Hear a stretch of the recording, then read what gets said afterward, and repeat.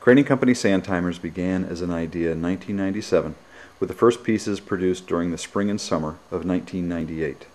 By 1999, with just half a dozen designs, Crane & Company entered the wholesale market.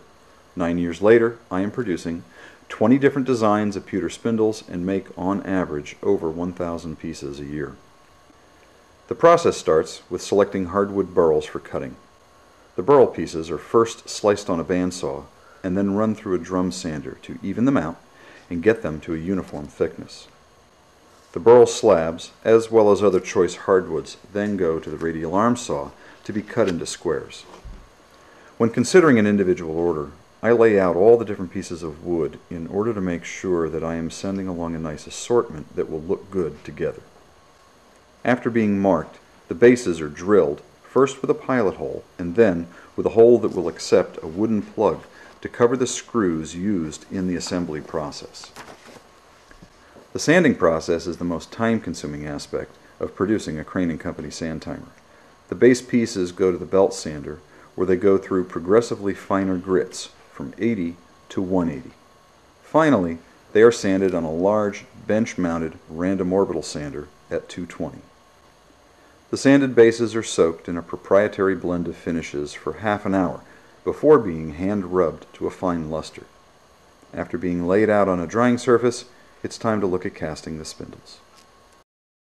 I've been casting metal, everything from aluminum and bronze to gold and silver and now pewter, since I was in the 8th grade. The spindles start out as an idea, progress to a model which is used to make a rubber mold, which, in turn, is used to cast the spindle. Each spindle is hand cast, hand trimmed, and then patinaed to a dark finish. After drilling, polishing, the spindles, bases, and glass are ready to be assembled. A screw is inserted through the pilot hole, the spindle is attached, the glass is mounted, and the second base is attached. Finally, a wooden plug of a contrasting species of wood is glued in place.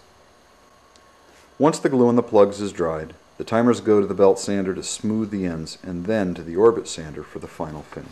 The timers are soaked in the finish one last time before being hand rubbed again and placed on a drying rack.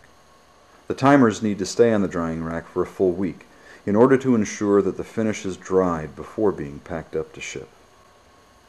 Every Crane & Company sand timer has been assembled with the finest burls and hardwoods from around the world, matched up with hand-cast pewter spindles in one of 20 contemporary designs. I take great pride in creating every piece that comes from my studio and know that my timers will be a successful addition to the collections in your gallery.